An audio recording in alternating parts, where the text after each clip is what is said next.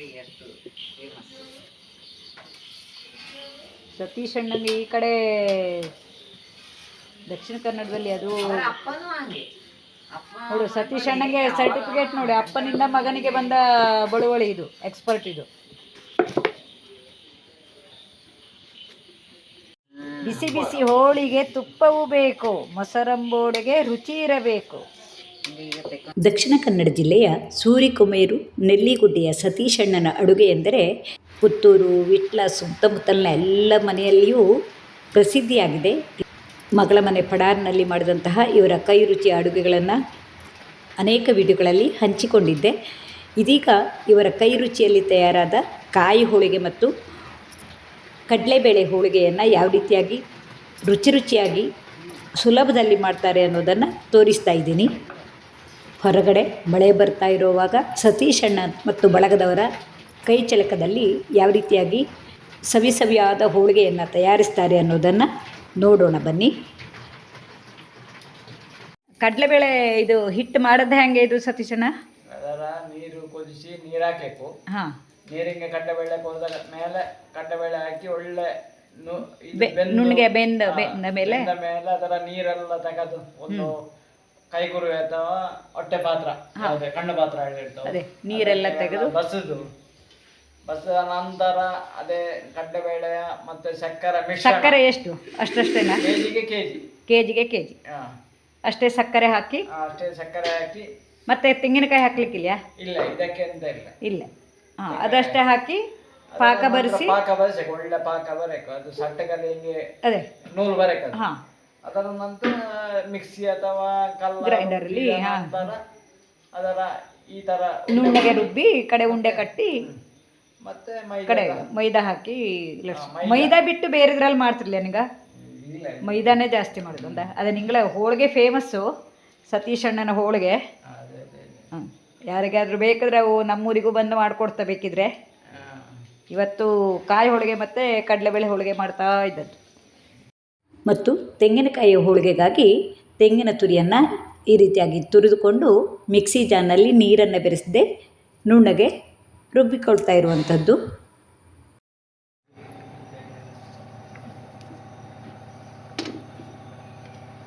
ಈ ಹೋಳಿಗೆಗೆ ಹದ ಹೇಗೆ?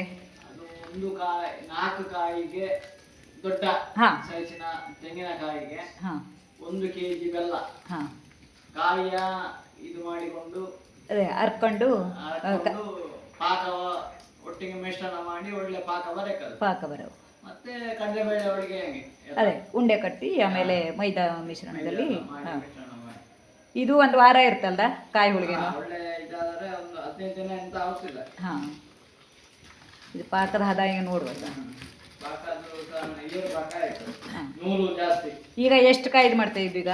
ಈಗ ಒಂದು 6 ಕಾಯ್ದು ಮಾಡ್ತೇವೆ. ಒಂದು 60 ಕಾಯಿ 60 ಹೋಳಿಗೆ ಆಗ್ತು. ಹಾಂ, ಒಂದು ಸೇರಿನ ಅಂದಾಜು. ಹಾಂ,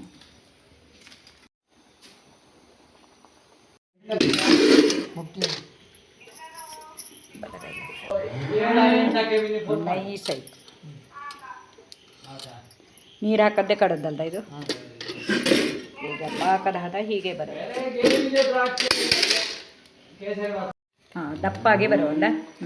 ದಪ್ಪಾಗಿ ಬಂದಮೇಲೆ ಇದು ರುಬ್ಬಿದ ಕಾಯಿ ತುರಿ ಹಾಕೋದು.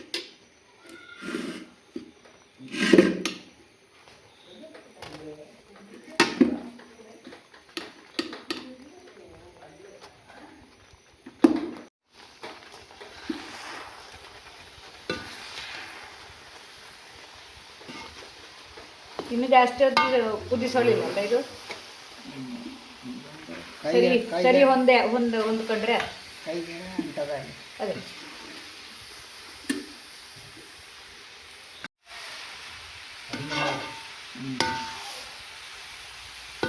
ಆದ್ಮೇಲೆ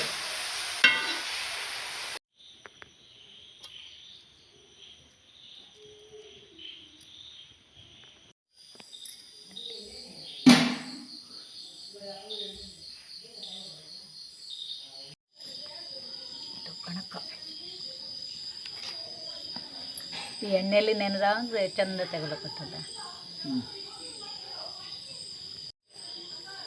ಇದು ಸುಮಾರು 1 kg 3/4 kg ಅಷ್ಟು ಮೈದಾ ಹಿಟ್ಟು ಕಲಿಸಿದ್ವಿ.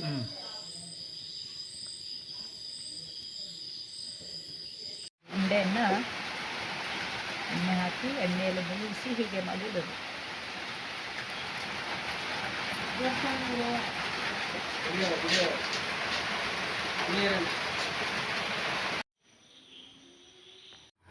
ಕಡಲೆಬೇಳೆ ಎಷ್ಟಿದ್ದರೆ ಎಷ್ಟು ಹೋಳಿಗೆ ಆಗುತ್ತೆ, ಹಾಗೆ ಕಾಯಿ ಹೋಳಿಗೆಗೂ ಎಷ್ಟಾಗುತ್ತೆ ಅನ್ನೋದನ್ನು ಅವರ ಬಾಯಿಂದಲೇ ಕೇಳಿದ್ವಿ. ಹಾಗೆ ಈ ಹೋಳಿಗೆಯನ್ನು ಮಾಡುವಾಗ ಮೈದಾ ಹಿಟ್ಟಿನ ಕಣಕವನ್ನು ತಯಾರಿಸಿ ಈ ರೀತಿಯಾಗಿ ಮಾಡಿಟ್ಟುಕೊಂಡು ಅದರ ಒಳಗಡೆ ಗಣೇಶಣ್ಣ ನಾಜೂಕಾಗಿ ಈ ಹೂರಣವನ್ನು ತುಂಬಿ ಸಿದ್ಧ ಮಾಡಿಕೊಟ್ಟಿದ್ದನ್ನು ಸತೀಶಣ್ಣ ಲಟ್ಟಿಸಿದು, ಚಂದ್ರಶೇಖರಣ್ಣ ಅದನ್ನು ಹದವಾಗಿ ಎರಡೂ ಕಡೆ ಬೇಯಿಸಿ ನೀಟಾಗಿ ಜೋಡಿಸಿದ್ದನ್ನು ನೀವು ನೋಡಿದಿರಿ. ಇದು ಕೆಲಸ ಒಂದಮೇಲೆ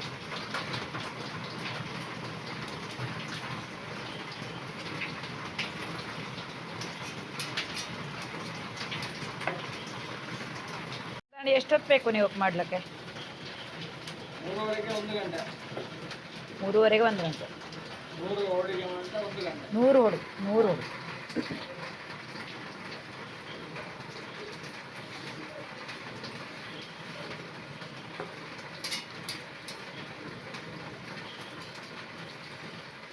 ಹೋಳಿಗೆ ಎಷ್ಟು ದಿವಸ ಇರ್ತು ಇದು? ಮಳೆಗಾಲ 10 ದಿನ. ಇಲ್ಲಾಂದ್ರೆ 4 ದಿವಸ ಅಂತೂ ಇರ್ತದೆ. ಹಾಂ 10 ದಿವಸ ಇರ್ತದೆ. ಒಂದು 10-15 ದಿವಸ. ಮನೆ ಗಾಳಿ ಹಾಯುವಾಗಿ ಇಡೋದು. ಹಾಂ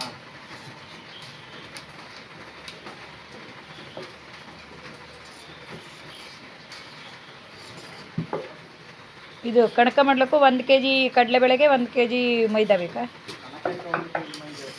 ಹಾಂ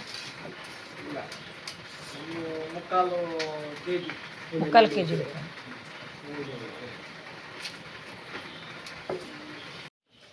ಮೃದುವಾದ ಹೋಳಿಗೆ, ಕಡಲೆಬೇಳೆ ಹೋಳಿಗೆ ಸಿದ್ಧ.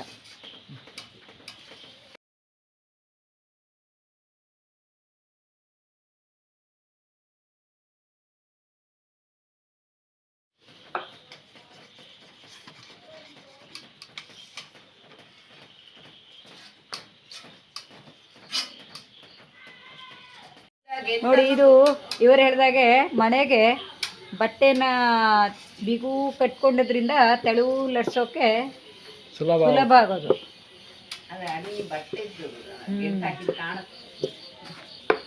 ನಾನು ಅದೊಂದು ಟ್ರಿಕ್, ಇದೊಂದು ಟ್ರಿಕ್ಕು, ಮತ್ತು ಇದ್ರ ತುಂಬುದು ಖುಷಿ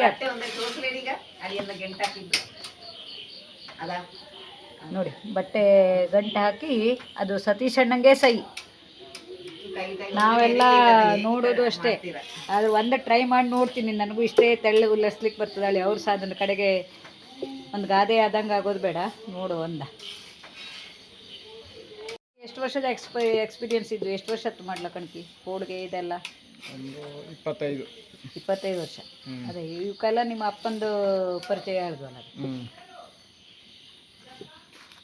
ಕಾಲೇಜಿಗೆ ಹೋಪಾಳೆ ಸ್ಟಡಿ ಮಾಡಿಕೊಂಡಿದ್ದರು.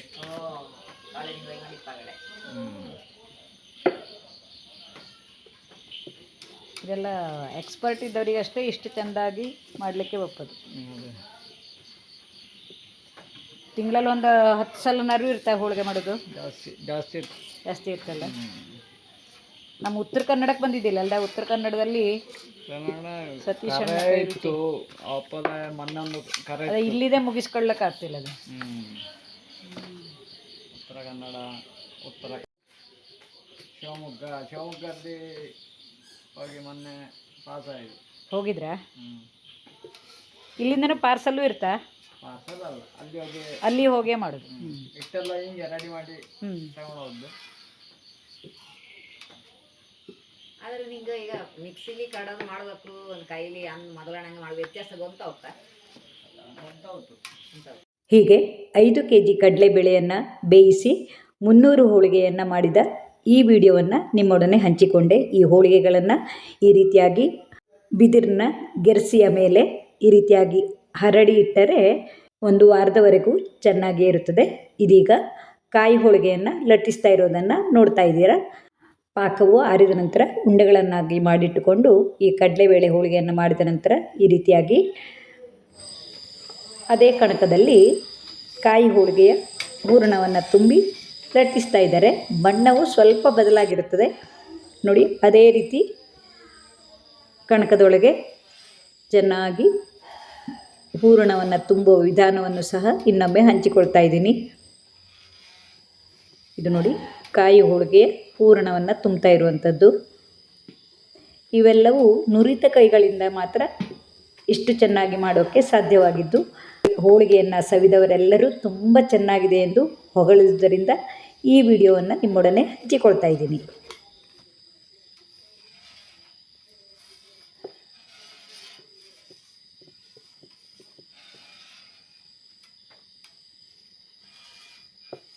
ಆರು ಕಾಯಿಯನ್ನು ಉಪಯೋಗಿಸಿ ಮಾಡಿದ ಹೋಳಿಗೆಯು 60 ಹೋಳಿಗೆಗಳಾಗಿವೆ. ಈ ಹೋಳಿಗೆಗಳನ್ನು ಅಷ್ಟೇ ಹದವಾಗಿ ಬೇಯಿಸಿ ಇಟ್ಟಿದ್ದು. ಇವುಗಳನ್ನು ಈ ರೀತಿಯಾಗಿ ಎತ್ತರದಲ್ಲಿ ಹೀಗೆ ಇಟ್ಟರೆ ಗಾಳಿ ಹಾಯುತ್ತಿರುವುದರಿಂದ ಹಾಳಾಗದೆ ಚೆನ್ನಾಗಿರುತ್ತದೆ.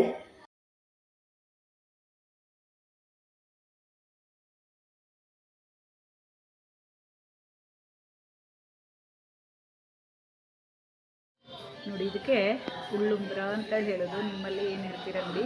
ಹೋಳಿಗೆ ಎಲ್ಲ ಇದ್ದವಾಗ ಇರುವೆ ಕಾಟ, ಜಿರಳೆ ಕಾಟ ಇಲ್ಲದೆ ಮೇಲೆ ಇಡುವಂತಹ ಸಾಧನವೂ ಹೌದು.